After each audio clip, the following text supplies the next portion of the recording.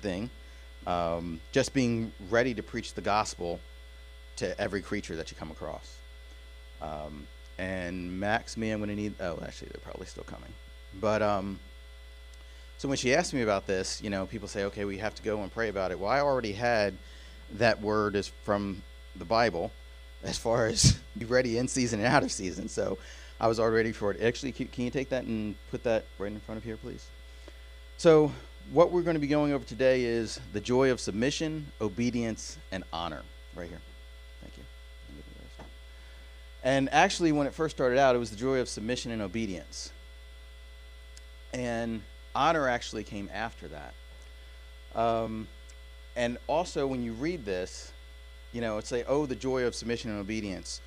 There's two messages here. One is that, thank you. When you are submitted, when you're obedient, and you have honor, it becomes a lot easier for you and your life and the things that you have to do.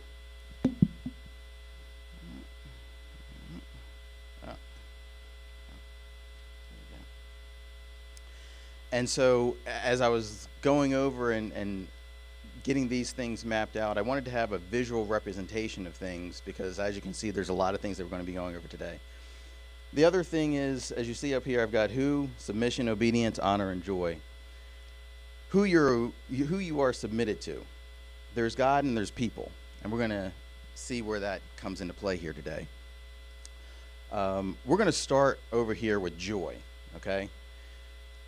Where that comes from is I was actually over in Germany with my military group, and we went to a restaurant the one day, and I ate dinner, and then afterward I had some apple strudel, and it was delicious.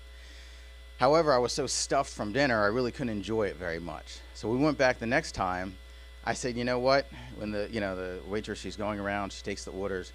She gets to me, I said, I'm going to start this off right. I'm going to start over with my apple strudel, and then if I have enough room, I will have the other things for dinner. So that kind of inspired me to start here. We're going to start over in Malachi, and let's see.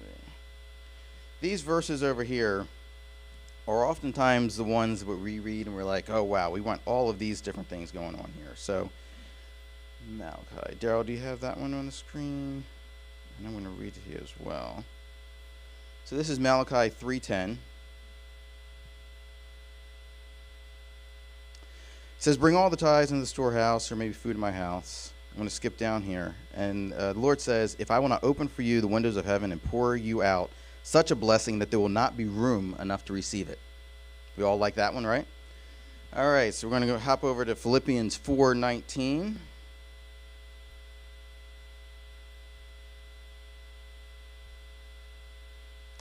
It says, my God shall supply all my needs according to his riches and glory by Christ Jesus. Another one we stake our hats on. James 1:7.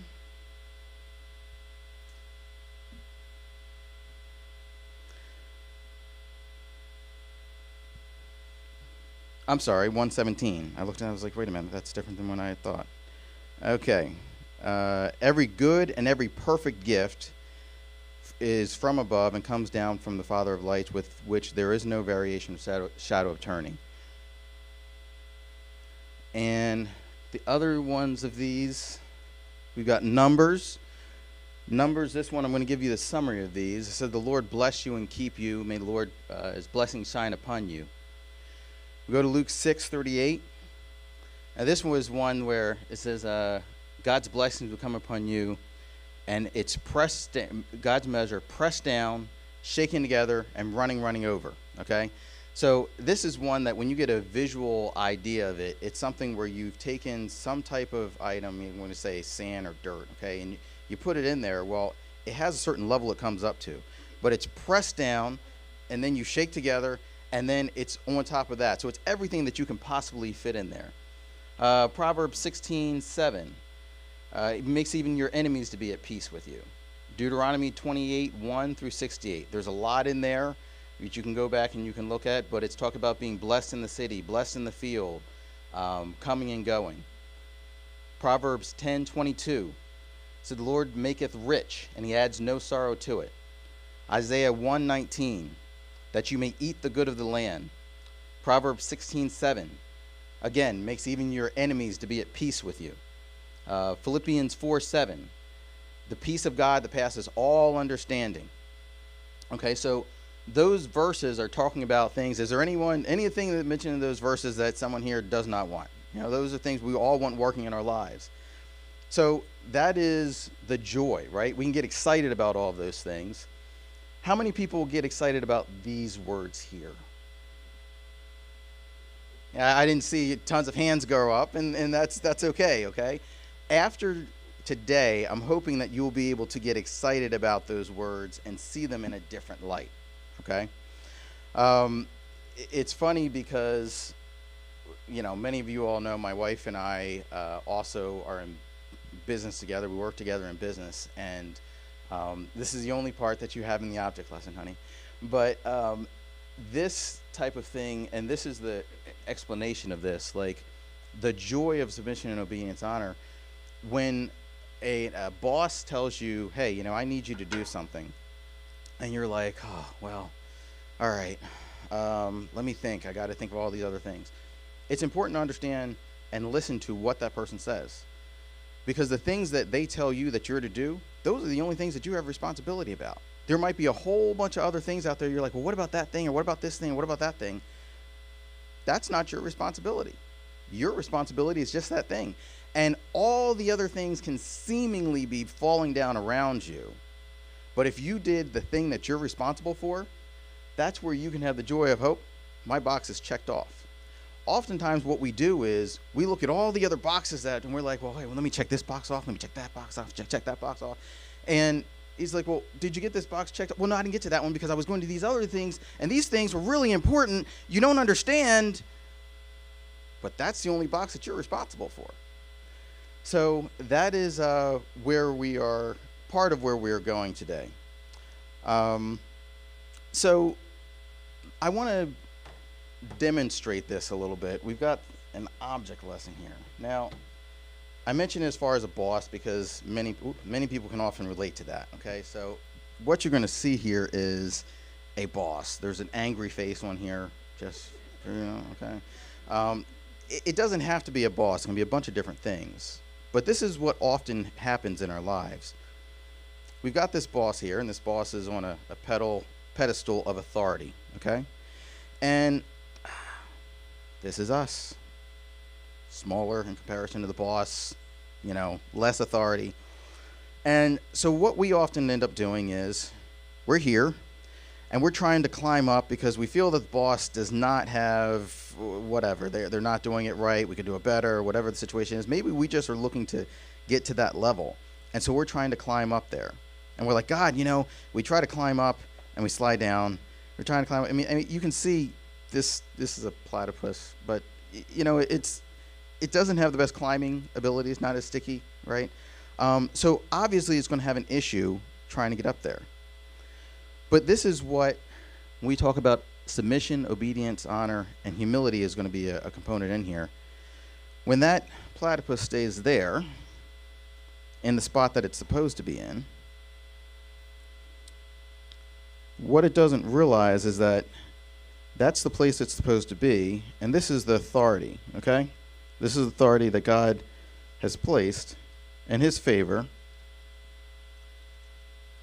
Just keep your eye on that platypus there. I was having trouble getting up before. A little bit easier, right? Hold on, wait, there's more.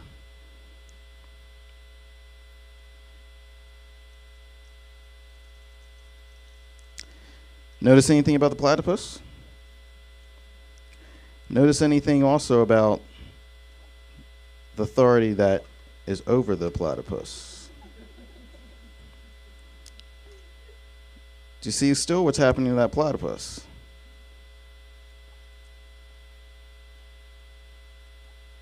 Now, we're going to run out of, obviously, a container here.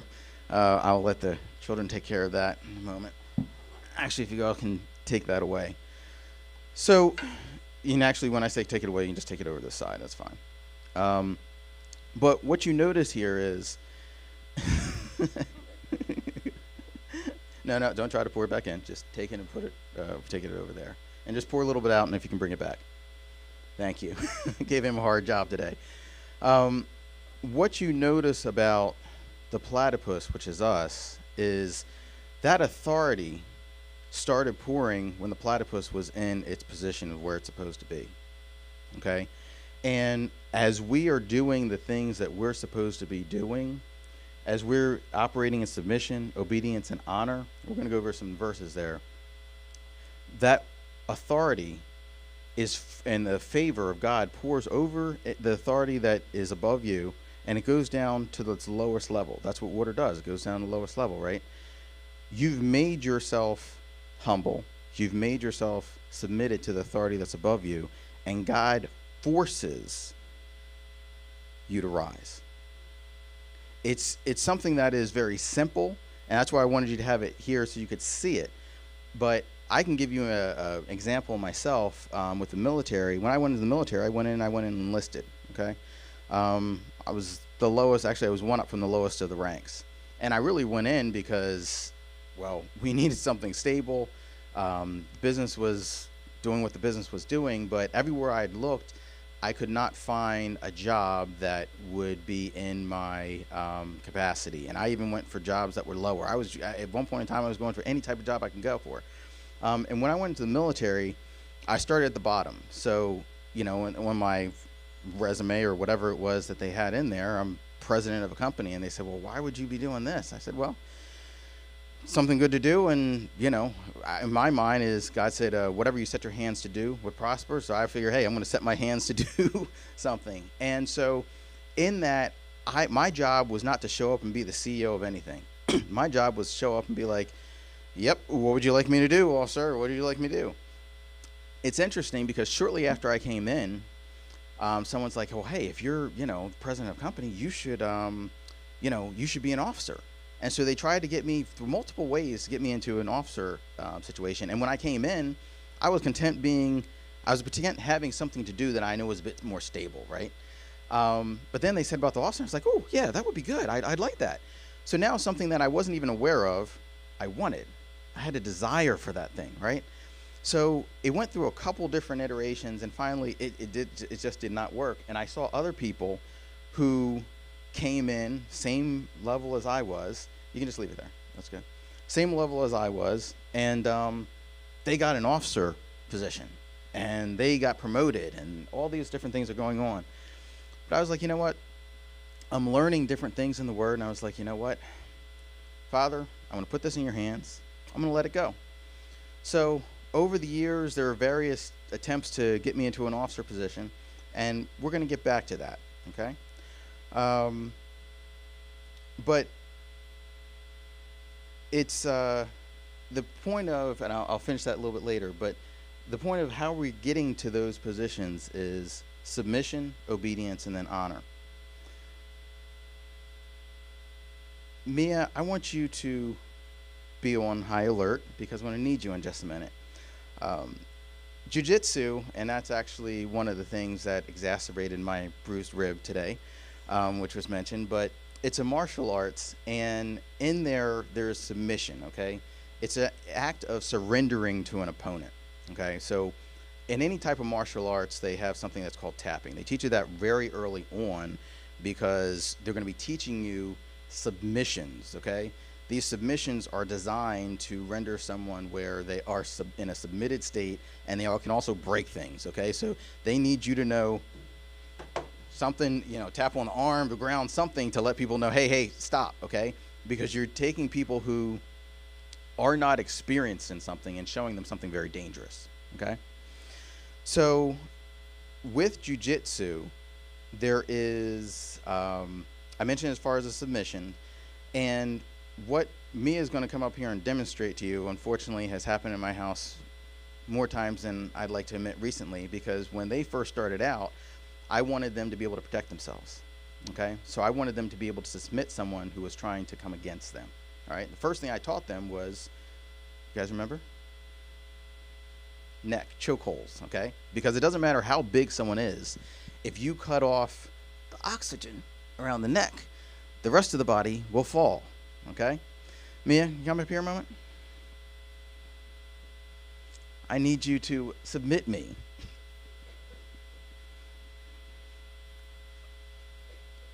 Go ahead. All right. All right. Go on. Okay. Now, she is shorter than I am. She weighs less than I do. And she, all things being equal, is weaker pound for pound than I am. Can you bench 200 pounds? No. Okay. Neither can I. I'm only about 180. But you can sit down. You can see that she was able to submit me. Okay. Now, is that the God type of submission? Okay. Very good. I see some head shaking here. That's correct.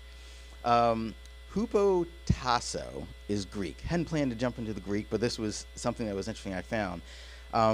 There's two definitions. The non-military, it is the voluntary attitude of giving in or cooperating, assuming responsibility and carrying a burden. Okay? So that is more that type of submission.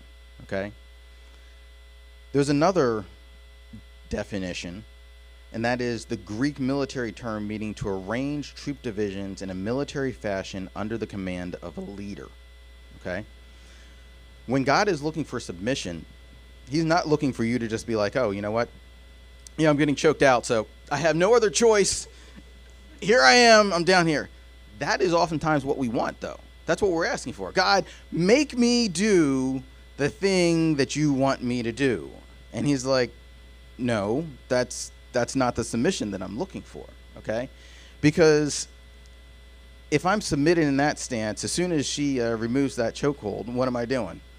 Okay? And in fact, when you walk into any type of military combat, there's two people, and you got, the swagger that's going on there, and they both think that they can win. The one person that's tapped out, well, do they still think that they can't win? No, they just think that they got beat that time. They might be able to get it the next time. And that's the thing that oftentimes what happens with us. We're like, you know what? All right, I got beat up that time, but I think I still got it. I just got to take it a different way. And God's like, no, that's not the type of submission that I'm looking for.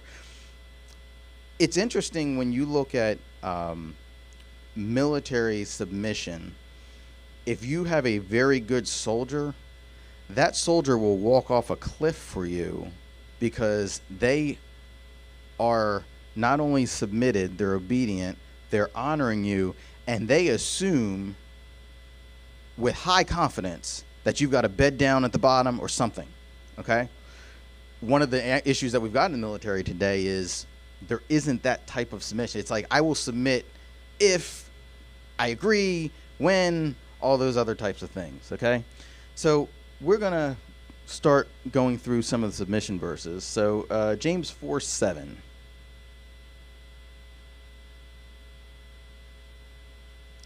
Submit to God, resist the devil, and he will flee from you. Okay. I'm going to go through just all of these, and we'll come back and go through them in a bit more depth. 1 Peter 5:5-6. This is one as far as submitting to elders. And it is interesting because people will be like, Father, I submit to you. Whatever your will is, I submit to it. Go do the dishes. No, what? I'm not doing that. Now, I'm using a lot of kid ones, okay? But oftentimes, as adults, we're the same way.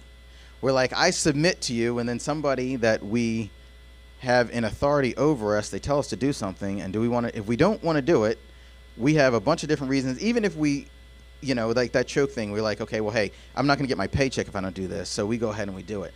But when we were in the break room, we're in any other place, we're talking about what in the world is that person thinking and all those types of things. Not submission. The next one we have here is, 1 Peter 2:23 and 24. This is my unfair submission example. So this one, is not threatened, but commit himself to judge righteously. So this is referring to Jesus and the things that he went through. I'm going to go to 1 Peter 2:13-21. This is one that we're like, It's a tough one, okay? It says, submit yourselves to every ordinance of man for the Lord's sake, whether the king is supreme. And the next verse. To governors, those who are sent by him for the punishment of those. Next verse. For this is the will of God, by doing good you may put to silence the ignorance of foolish men. Next verse. I want to go to next verse. Next verse. Okay, so this one. Servants, be submissive to your masters. It is important to understand the context of this, okay? Because we don't have that type of relationship going on today. Otherwise, normally that is an illegal situation, okay? But you need to understand what was being communicated at that day and time and what was being said. See, the master that was over you could not just be, I know I'm moving out of my window here, good, but also, what do you see down there? You see the harsh? How many people, just throw your hands up if you're really excited about being submitted to someone who's harsh? But we've been in those situations, right? Where you've got someone who is rude, disrespectful, whatever the situation is.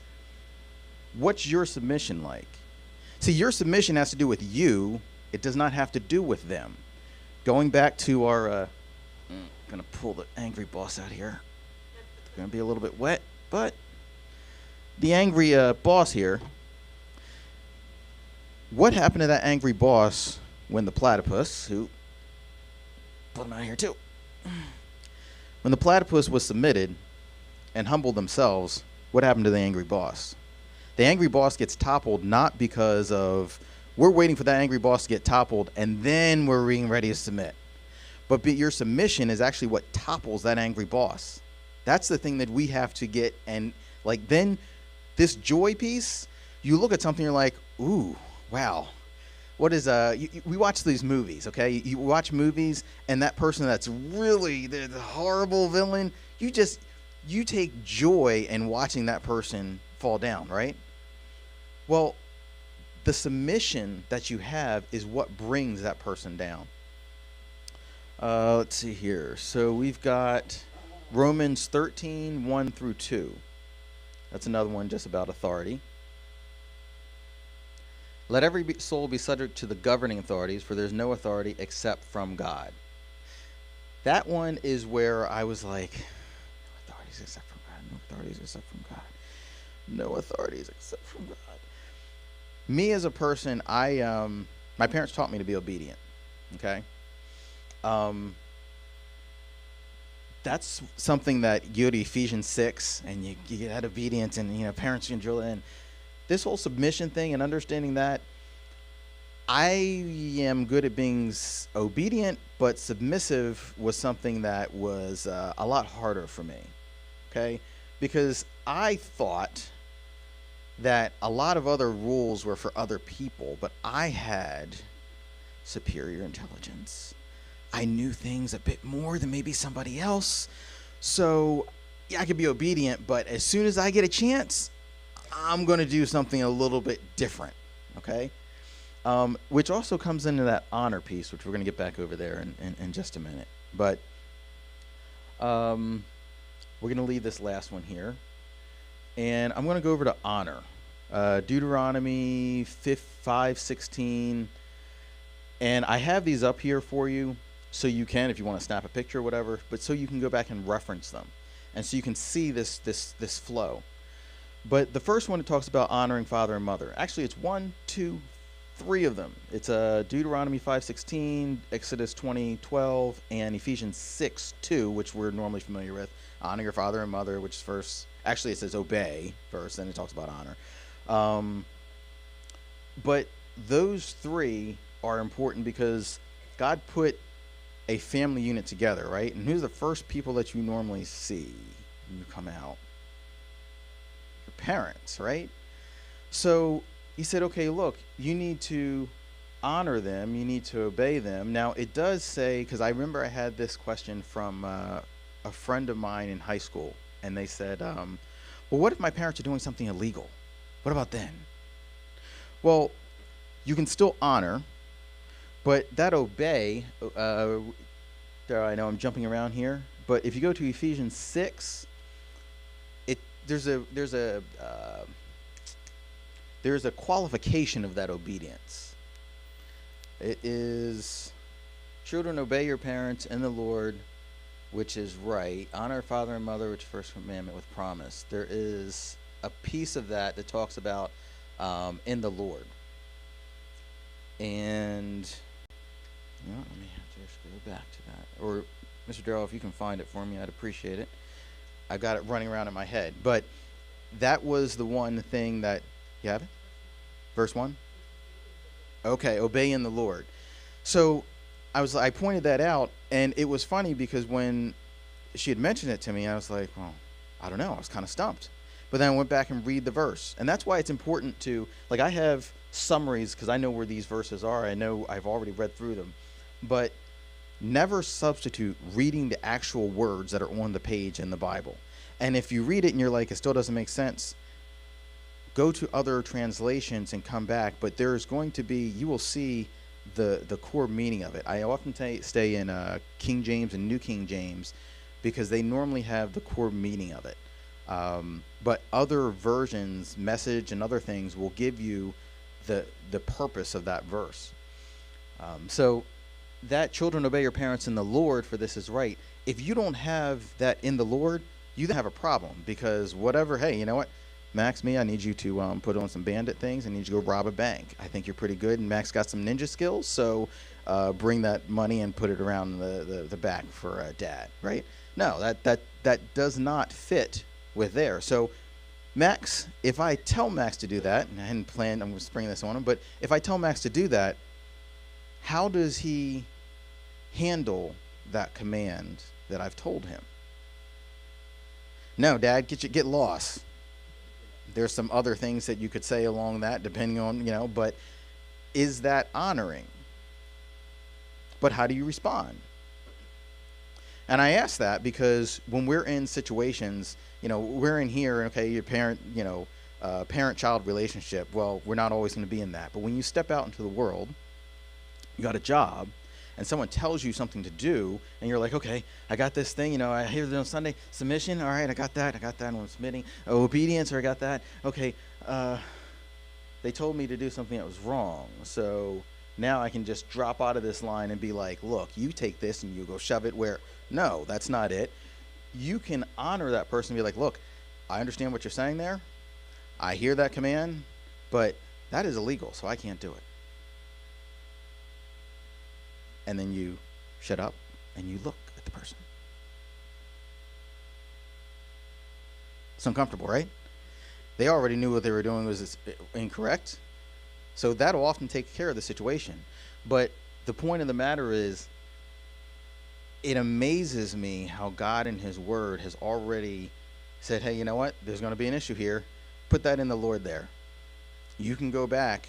And I used to do this with the children in children's church. I was like, I want you to stump me with something that you've got going on out there, because it's useless for us to go over all this stuff. And if we can't apply it to where we are, it's absolutely useless. So I said, okay, stump me with something. So they bring up, and they bring up that one, they bring up the others. And I was like, understand and read the words, because in the Lord, for this is right. Anyway, moving on. So we're at submission, obedience. I want to touch on that one really quickly. Proverbs 3:5-7. I didn't put a whole lot under obedience, because I think obedience is one of the things where two things. One, you can look up things that relate to your situation. If you're not sure, you can go to Google. It's a great way of searching the Bible. Or you can go to YouVerse, etc., and you put in obedience. You can find tons of verses of obedience that will fit any of your situations, okay? But this one is important. Proverbs 3:5-7. Not that the others aren't important, but this is a specific one.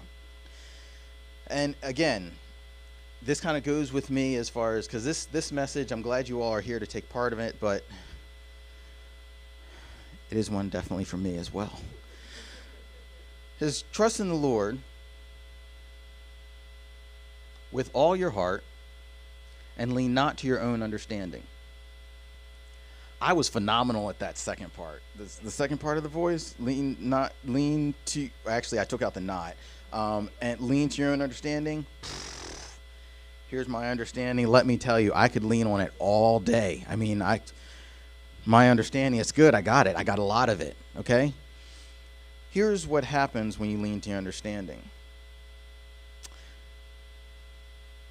You lean on a support like this thing right here, right? It's pretty stable. Right, it's got a nice little base to it. So I'm about 160 pounds. If I were to call up 5 or 6 more people and we're all leaning on this thing, how many pounds do you think before it starts to fall over? 3 or 4 or 5 people. This is very much like your understanding. God's got a verse in the Bible that says, my ways are higher than your ways. And we read that verse, okay, his ways are higher than our ways. They're way out there. No. It's merely a matter of, I've got a way of figuring this thing out that, for instance, the water pouring over, you're like, okay, this is a pretty stable base. That's a stable base. There's no reason for that to fall over. But you notice when the water came, not only did this fall over, but the base that this was on also started to teeter. So that's how he would go. We're constantly trying to climb up, do something else, okay? When what you are leaning on is your own understanding, you lose balance or you fall. And oftentimes when you fall, it's not at this low level. It's when you've gotten it, you've already gotten up on the platform, you're wrestling with the boss, you're going to toss them off because, you've got a better understanding than that person does. And when you fall, it's oftentimes pretty severe. But again, the platypus, when it was submitted and laying down, it just floated all the way up to the top. So that lean not to your own understanding, but it says, and instead acknowledge him, and he shall direct your paths. Acknowledge him in all your ways. Read the Bible a decent amount as a kid because, well, my dad told me I had to. I had to come in an hour each day, and he made me read. Now, I need you to understand the context of the situation. I don't know how old I was, but I rode bikes, and I ran out, and I did all kinds of stuff with my friends, and coming in an hour a day, it was normally, I think it was in the middle of the day, I don't remember exactly, but I remember it would seem to be when everything would be at its height of things that would need to be done by a kid who is 10, 12, 13, however old I was, and I had to come in and I had to read the Bible, and the Bible was in King James. It was not New King James, at least not in our household, so I'm reading in King James. And so I'm reading these and thous and shalls and shall nots, and I'll be quite frankly with you, sometimes I fell asleep before the hour was over. But I had to do that for a period of time. Fast forward to today. I mentioned as far as being a president, whatever. I'm also the janitor and all the other things that go along with the company. But one of the things I had to be was a lawyer because I didn't have enough money. I remember there's a mentor of mine, and he said, Lamar, he was Jewish, and he was very good with money. And he said, Lamar, you need a good accountant, and you need a good lawyer. I was like, okay, Ed. I have no money for an accountant because I don't have that much money to account anyway. And because of that first thing, I really don't have enough money for the lawyer person. And it's interesting because when you don't have the money for the lawyer person and the accountant person is probably when you need them the most. But what I did notice when I picked up a contract is that there were lots of shalls and shall nots, and it looked very much like, anybody? King James, okay? That's how the law is written. So when I'm reading this, I was like, I might need to pull a dictionary here or there, but overall it seems like I'm just reading the Bible, and I think I can do that. God set that up from way back there. Submission, obedience, and honor. Now, I mentioned I did that obedient part of reading because I was told to. I honored my parents because that's what Ephesians said, and it was drilled into my head. There was also a 1 Corinthians 13. I remember that one. It's a little sidetrack, but it's important. my sister and I, who happens to be here today, we were in the midst of a knockdown, drag-out argument that brothers and sisters have, and Mom calls us in and says, all right, we're going to read 1 Corinthians 13. Smug looks on her face, something like this. I can't remember exactly, but and she had one too. So it was equal.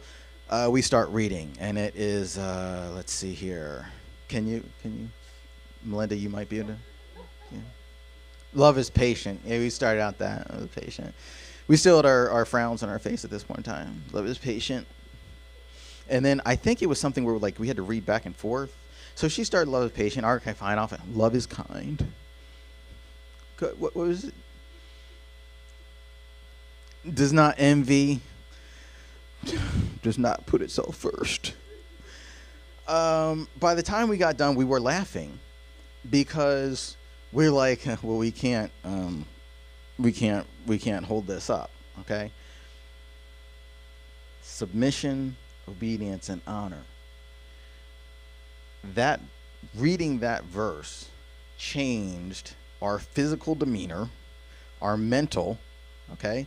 So the word of God, in all your ways acknowledge him, it works. I mean, that was the thing that, it was interesting when I taught the kids in children's church. I remember going through, and it was one of the best things for me because I was like, by teaching them, I further convinced myself to how much the word works. The simplicity of it. Not, you don't, it's great if you can get into the Greek and those different things. There is value in that. But the simplicity of the Word of God and its application in every day will bring you up from wherever you are to where you are today. I'm going to finish that military piece that I mentioned to you about. So, an officer was where I was going from. So in the enlisted side, you're going to be an officer this year. Nope. Going to be an officer that year. It was to the point where there were people that were around me who they're like, with the enlisted and the officers, if you're going to be an officer, there's a different track that you take. So they said, okay, well, you're going to be an officer, so there's no point in you doing this enlisted stuff because it's lower. In the military, the officers are the parents, and the enlisted people are the people that do the work, but they get told to do it by the officers. So they're like, well, there's no point in you learning this grunt work because you're not going to be doing it. So they sat me down, and because of that, I lost almost a year of experience on the enlisted side. But then at some point in time, they're like, well, looks like you're not going to be an officer, so we'll just take you as enlisted. Well, meanwhile, I've lost that year. So we're going on, I get to tech sergeant. So now I'm making a bit more money and, that type of thing. I have a little bit more authority. And then someone says, hey, you know what? That officer position, there's an opportunity. And I was like, yeah, we've been down that road. And he's like, and it was a guy that was pushing, right? I've given up on the thing, right? He's like, no, you need to apply for it. So I was like, fine, whatever, I apply for it. And the one time I showed up, with your military dress, there's something called your blues, which you use for you go for board. And so I really hated putting all the insignias on and whatever. So I didn't, because there's a regulation that says it's some, none, or all. So I looked at that and I said, none. How about we go with that? So I go through the board and I did not get the thing, although the interview went very well. And so I'm like, okay, whatever. And the guy's like, well, I'm going to check and see what happened there. And I was like, you really don't need to, but. And so he checks and he's like, they said your blues were messed up. And I was like, my blues were messed up. My blues weren't messed up. I mean, I did go through. I made sure there was no lint and all that kind of stuff. There were no strings. They called strings terrorists when you have a string on your blues. So I made sure it was all good. And I was like, oh, you know what? It's probably the ranks and stuff like that. So another one comes around and I'm like, okay, well, you know what? There was a one that came around. Oh, man. There was one that was in the PR section, right? So it was dealing with like websites and stuff like that. That's stuff that I knew. Lean on my understanding. I knew that stuff, right? The cyber is where I am, which I know cyber stuff, but they were down at zeros and ones, and I really didn't like it. But this PA thing, I was like, oh, I got this one, right? And you don't have to manage people. The commander, who is over the whole base. This is during COVID and stuff like that, and we had a fundamental disagreement on some things. But this guy, I interviewed with him, and he's like, look, you did a great job, whatever. And so then I don't get the position. But here's how that ended up. He calls me in his office. Actually, the commander's calling me. I get a message, hey, the commander's trying to get you on your cell phone. I'm like, why is he trying to get me on my cell phone? Commanders don't normally call you. They call down through people. So I go in the office, and he's like, look, I want to sit you down. He's like, look, you killed that interview. It was between you and the other person, but I've got something better for you. He's like, there's nothing like leading troops in the military. And so I've got that set aside for you. And I was thinking, but I liked that one. That's the one that I liked. So I go through, and it turns out that I get this other position, and then I'm going to go to training. And training gets put off and put off and put off. And so then I go to training, but in training, there is an O or O&E. O&E gets a little bit more money, and it really pays off as you go down the line. I look at this, and I'm like, okay, well, hey, you know what? God had all this worked out because I was enlisted, I now accumulated years, so I'm going to get this O&E. And I go in there, I'm like, hey, I should have O&E because I got all these different points. And they're like, no. I was like, no, but you don't understand. The points, I got them. No. So I was like, okay. And meanwhile, again, God's working on me with these different things. And I was like, you know what? I'm going to let it go. I'm thankful I'm an officer. Because remember, where did I come into the military? I was happy to just get in and be enlisted. There's actually a longer story behind that, which Mandy actually had got me in because I'd gone all around the places, and they're like, no, you're too old. I was like, no, you don't understand. I can run all your PT tests. I can run very well. They said, no, you're too old. One guy actually threw his pen across the desk. But anyway, so I'm like, you know what? I'm an officer. Who cares? I don't get the O&E. It doesn't matter. I come in the next day, and this was a mental as a physical thing as far as like, you know what? I'm just going to be happy. I'm going to be joyful. I'm going to honor and have joy about this thing that God has blessed me with. Guy comes in. He's Childs, LT. I got some news for you that might be pretty good. I was like, okay, sure. What's up? I didn't remember asking him anything. He said, well, I went and checked, and you actually are eligible for the O&E. Actually, I didn't check, but I went in there and submitted your package stuff, and they were going to go through, and they said, wait a minute, hold on, let me look into something. And so you are actually eligible for the O&E. Oh, no, by the way, we're going to actually pay the back stuff as well. So I'm looking at that, I'm like, again, submission, obedience, honor, and joy. And that joy that, it's easy to get excited about those verses that we read over there. Is that thing red? Okay. Anyway, it's easy to get excited about those things over here.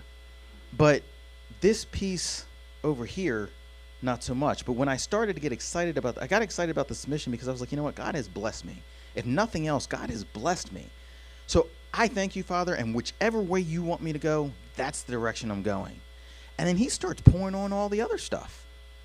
So I tell you those things. I used to wonder why people would, they got all these different things that they're telling you about their lives. And I remember Fred Price, he said, I can tell you about me, and, the only person who get upset could be me. If I talk about you, then, you get upset. But the point of the matter is, it's for an inspiration because God is not a respecter of persons. There's something called a Pythagorean theorem that I learned in math. And I was always, when I looked at the Bible, I was like, where can I put these things into a formula? So I do this, and I do that, and then, and I do this, and I do that. And the Pythagorean theorem is the closest you're going to get, okay? And that is that what God has done for one, he will do for every other person. But here's the thing.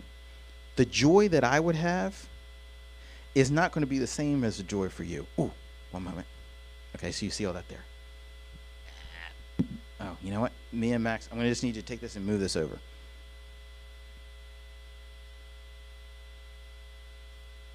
Just so I can flip it. Oh, perfect. That's it. That's good. All right. So, I've got a bunch of other things that we can go through, but I wanted to go over this. So a lot of people are familiar. What would Jesus do? That's awesome. What did Jesus do? It's probably more important sometimes. He was treated harshly, but submitted himself. That was in one of the verses that we went over there, okay? He submitted not only to the Father, but he also submitted to those that are in authority that were treating him harshly.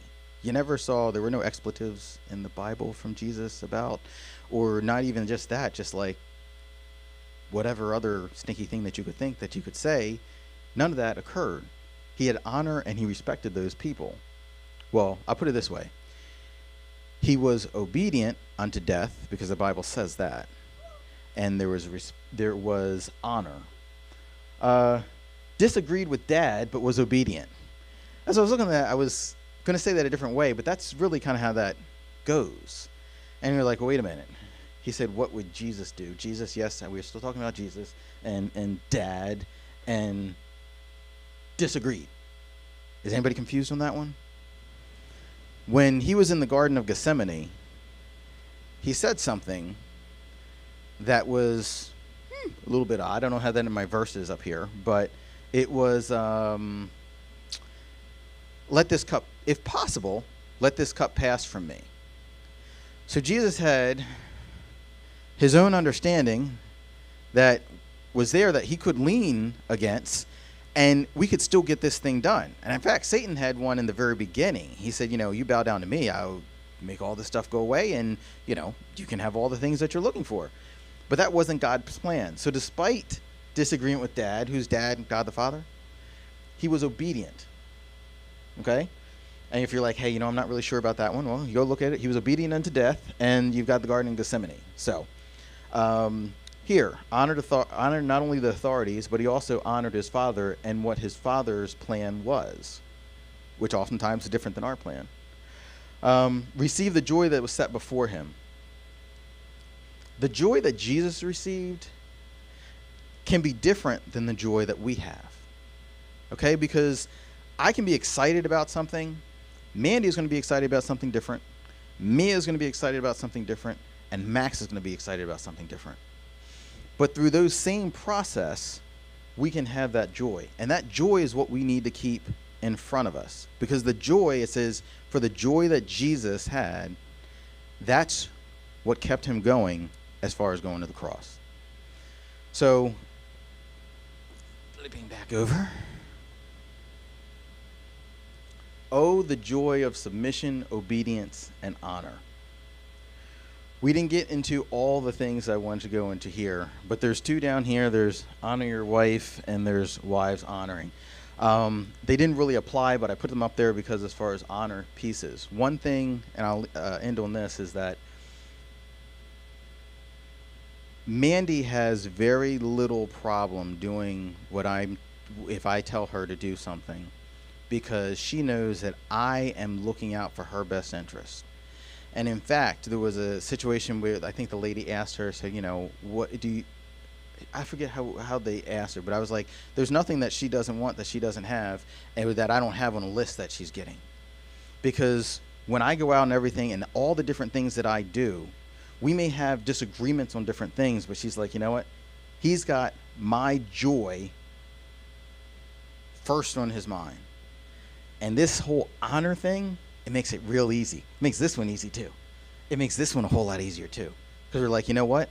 God's got our joy overflowing that he's interested in, beyond what we can ask or think. What we're responsible for? Submission, obedience, and honor.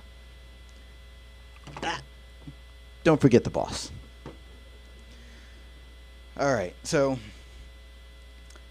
Father, I thank you for how you set us up. Long before the things that we're going to be going into, you had a plan before the foundation of the world. And Father, you call upon us to be submitted. You call upon us to be obedient and to have honor. And Father, you work out all the other things. So Father, I ask that you help us to do the things that we're called to do. And look into your word, because from your word you give us light, you give us direction, and you direct all of our paths. I thank you and praise you for it. In Jesus' name, amen.